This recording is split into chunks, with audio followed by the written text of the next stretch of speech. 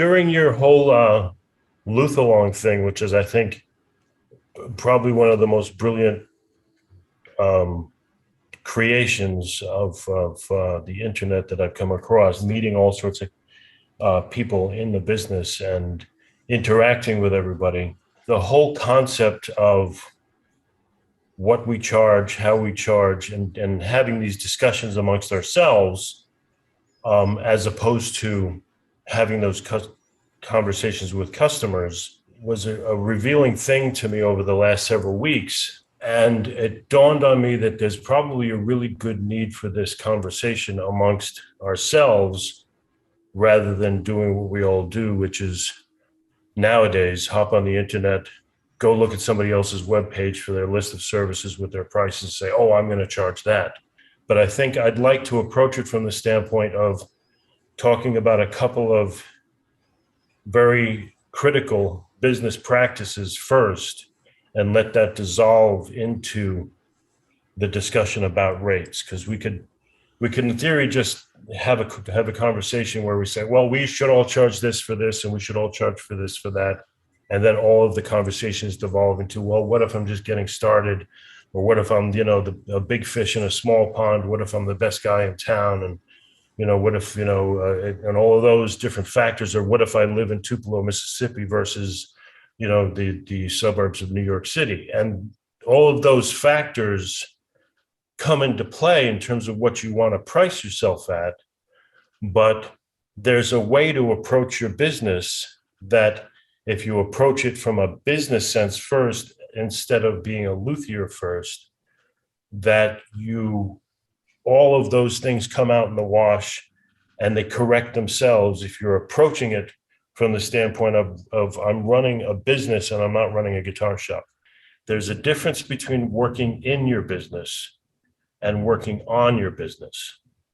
When I'm working in my business, I'm hammering frets in a fingerboard. I'm resetting a neck. I'm monkeying around with the electronics at the electronics bench. I'm sweeping the floors. I'm making tools. I'm sharpening chisels.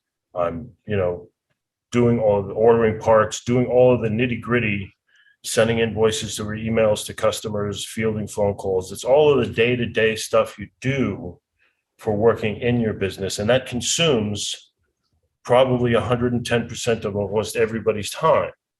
And one of the things you have to learn how to do, and we learned how to do fairly early on out of necessity, was that we had to stop, pull back, and set aside some time to work on our business so that it could grow, so that it could feed us, and so that we could remain profitable. So what I mean by working on your business is sitting down, setting aside some time. It doesn't have to be a lot.